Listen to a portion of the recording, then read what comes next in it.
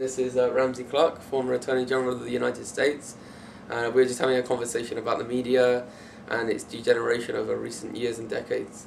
So, do you have an opinion about the media and how you've seen it transform over the years and decades, Mr. Clark? Well, it's a big question. It's a broad subject. And a lot of it is you yourself change. I can remember I've always followed the news. I mean, as a kid, I followed the news. I can remember Edward R. Murrow, and he said what needed to be said, and which you don't get much anymore. I mean, No. the news isn't the news. You need to hear, you know. Yeah. And he said it straight, or he seemed to. And he wasn't alone. He was, but he was outstanding.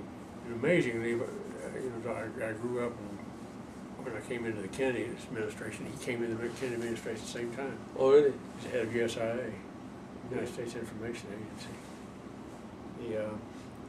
But you had, well, World War II made you serious about the news. I mean, people were following because they had loved ones over there and all the rest. Then there was a tendency to, there's a time when CNN first came on that there was an idea that you could have real news and quality news around the clock. But I think if you compared the news coverage of an outfit like CNN, and I was in the news by the time CNN really got started. So yeah. I was familiar with the new Turner from when he used to walk around in his shirt sleeves in the CNN office here in Washington. But now you try and get news on CNN, you can hardly find it. No. It's hard to. Yeah, I suppose they say like the Vietnam War, it was lost as a result of the American middle class becoming kind of conscious of the killing and the violence that went on there. And I think that one thing I noticed with the war on terror is you don't see the kind of harsh side of war. You don't see the blood and the guts, but it seemed in the Cold War, to some extent, the media did portray that to the American public, and therefore there was a dissipation of the consensus in the US. Well, there's no doubt that was a big factor. I mean, family would turn on the TV news at dinner time, you know, and here you see a naked girl with her body on fire with napalm, skin peeling, burning. You see the mayor of Saigon shooting a guy in the head.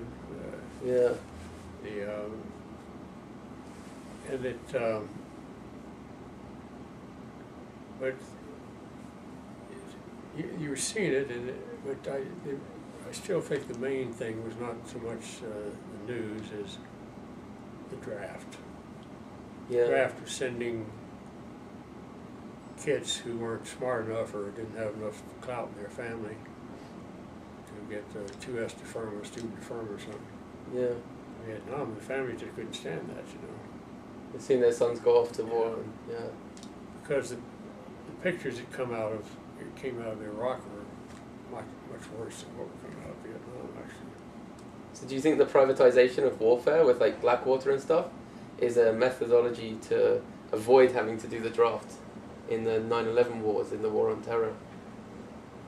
Like we see like the privatization. Well, I think it's both that and it brings capitalism to the field too. They make big bucks. Yeah, it applies Friedman economics to the military. Yeah. You know, I spent a lot of time in Baghdad, particularly. It's hard to move around very much later on. But during the Saddam Hussein trial, I spent time there. Like, I'd meet a guy who had been a gunnery sergeant in the Marines, and he now had a very expensive penthouse in Beirut. I mean, like $1.5 million. He had a place in Kuwait City. He had. He's rich. He's rich out of doing. One of the things he'd drive for security, just driving for security. But he gave him 3 or 4 SUVs and people coming in need security. You contract with the U.S.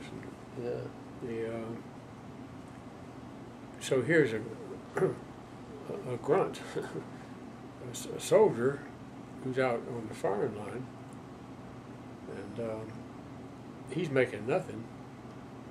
And take the years he was in the Marine Corps. Gunnery sergeant doesn't make anything. He can hardly support his family. But as a private industry, you make huge bucks, big money. Yeah. And if there's a profit from war, it seems like there's an incentive for war, because you then end up with a lobby group of people who want war, who, it becomes a privatized, Professor Hall calls a privatized terror economy, like state terrorism that profits people. And so when we think about the war on terror, the profit motive that's now become incorporated into warfare, that must be a shift. Well, the profit motive was there big time before that. And in comparison, even Blackstone is as outrageous as it is peanuts compared with what the real military-industrial complex gets. Yeah. I mean, they take the profits of the big aircraft manufacturers, the weapons manufacturers.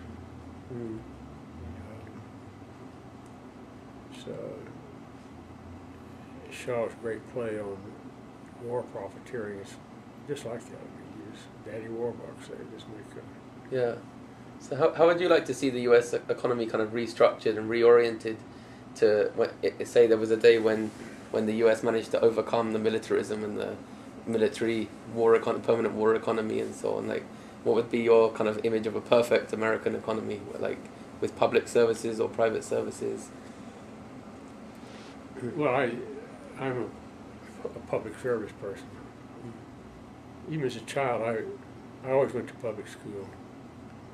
I remember my parents would say, well, these private schools there wasn't a problem getting in college in those days, like there is now. But getting in the best school you wanted to. I was going to public school anyway. I was going to the University of Texas. I never went to private school until I finished undergraduate, had 1 year of law. Then I went to Chicago. So I worry about, we're privatizing education in the United States now, which is a terrible thing. We got we call them these not contract schools, but whatever they are, charter schools. But they have a profit motive. We're even contracting prisons, if you can believe it. Oh, it's ridiculous. Yeah. The idea that you could ever empower a private citizen to maintain custody of human beings. Yeah. Back in '61, we came across the fact, it was something I hadn't realized, that there were still bounty hunters in the United States from the South. They were private people. And they'd go up and arrest private people, making arrests. These guys in Cleveland, Ohio, wherever in Detroit, wherever they were gotten jobs, and they were people they were African Americans who were wanted in the South, rather than law enforcement doing that. And and they were rough. Yeah. They were really rough, and they had no supervision, and they'd make big money out of it. We enacted legislation that criminalized it, so the state systems are doing it.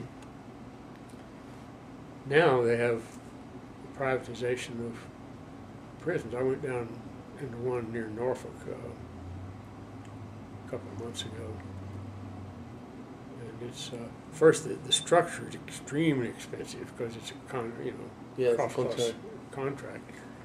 But then the personnel, you don't see anybody.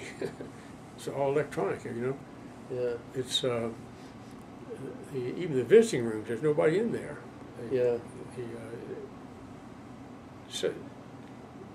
This is on a weekend when I was in there. It's a brand new building, and you just wonder how rich somebody's getting out of prison. So you put more people in prison. They want more prisoners, because that's where they make their money. They have to pay them for their labor, right? Yeah. So